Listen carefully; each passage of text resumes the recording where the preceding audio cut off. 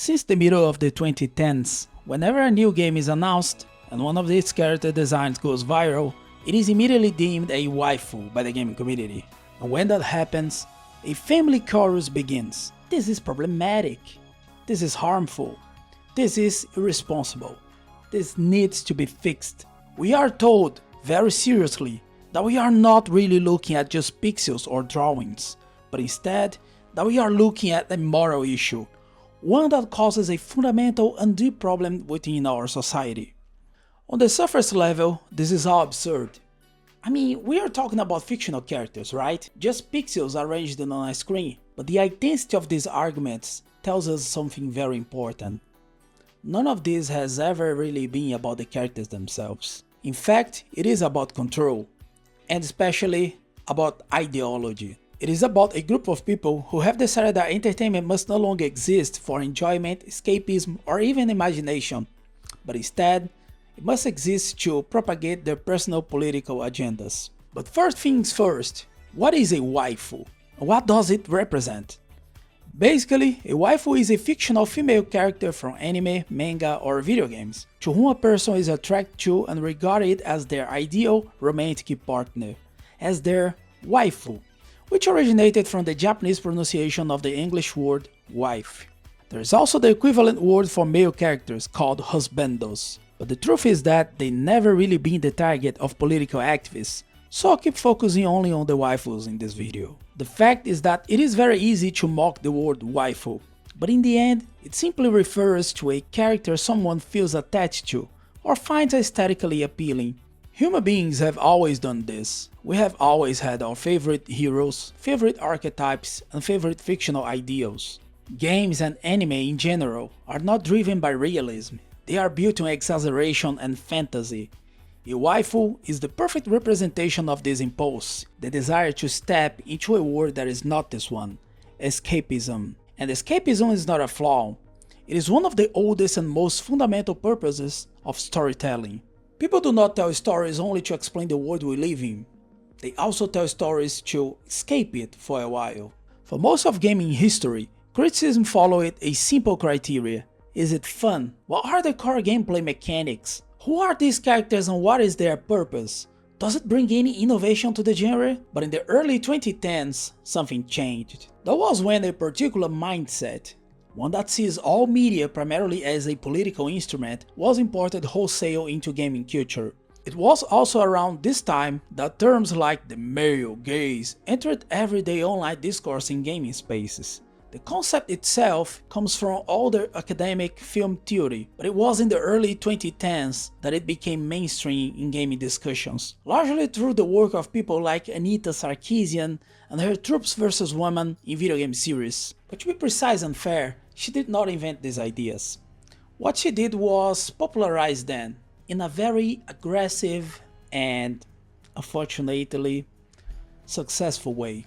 The most important point, however, is that she helped normalize a way of looking at games and gamers that would persist for years and cause serious damage not only to the gaming community and the gaming culture, but also to the gaming industry. It was from that point on that games were not entertainment anymore.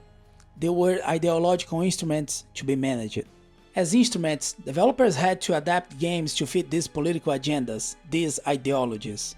How can a game promote a progressive message if it has traditionally masculine characters in it? So the solution is to replace the manly protagonist with an empowered and perpetually angry woman and make the story revolve around her. What if a game series has a white male protagonist who is beloved by the fanbase?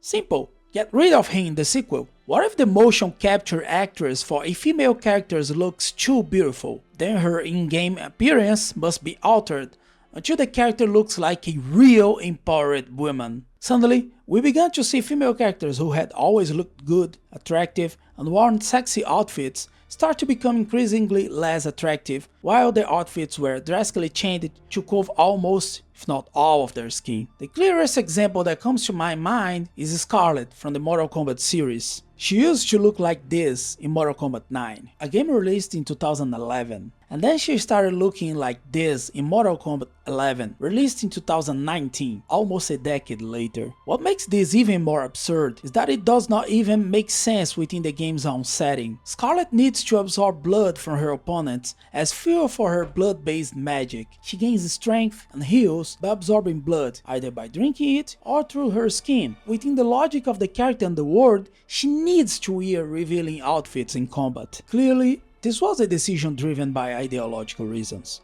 something reinforced by Jack's ending, in which he decided to go back in time and build a Wakanda-like country in Africa, completely abandoning his roots as someone born in the United States. Jax has always been portrayed as a staunch patriot. He lives an intense military life, but his core motivation has always been to protect his homeland and his family. I don't know about you guys, but for me he doesn't sound like someone that would want to leave America and go live in Africa.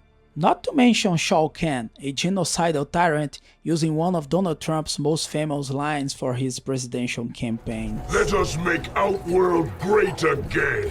Mortal Kombat 11 is only one example of a long-running franchise being distorted into an ideological vehicle. Over the past decade, many once-beloved series have undergone similar transformations, in which creative priorities were gradually replaced by messaging, and entertainment was increasingly subordinated to cultural and political signaling. The result has been a growing sense of alienation among longtime fans who can no longer recognize the worlds and characters they once loved. And right in the middle of this chaotic political and ideological warfare that the Western gaming industry has become, the symbolism of the waifu truly began to shine. It came to represent gamers who were longing for simpler times.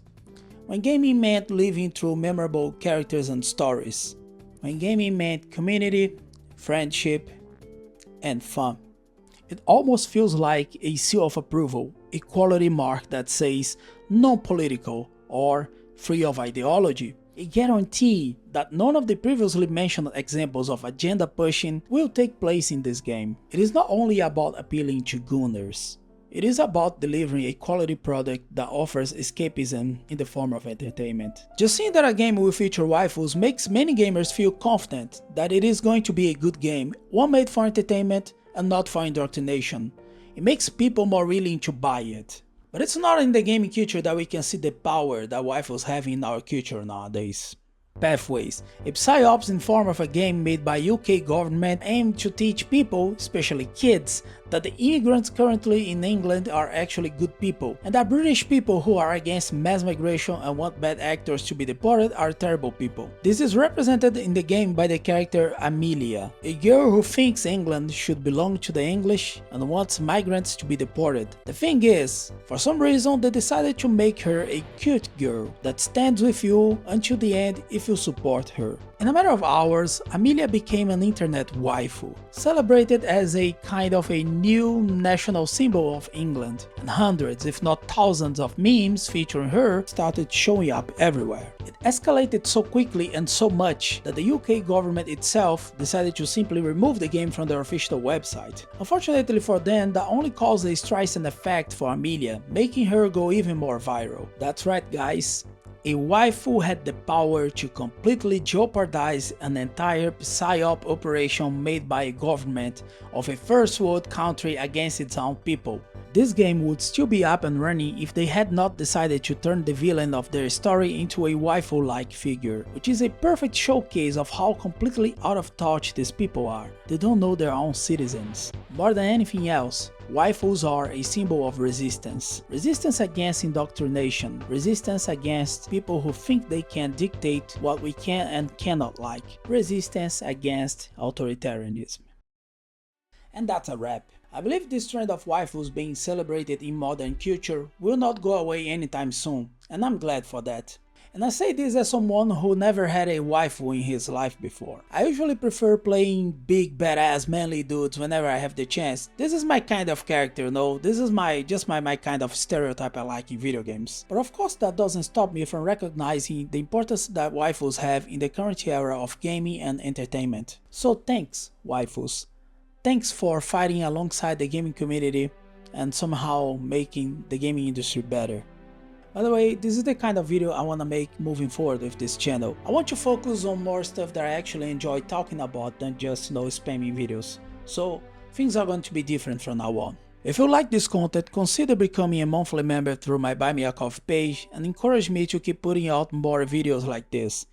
Any value helps. Thanks in advance and see you guys next time. Ciao.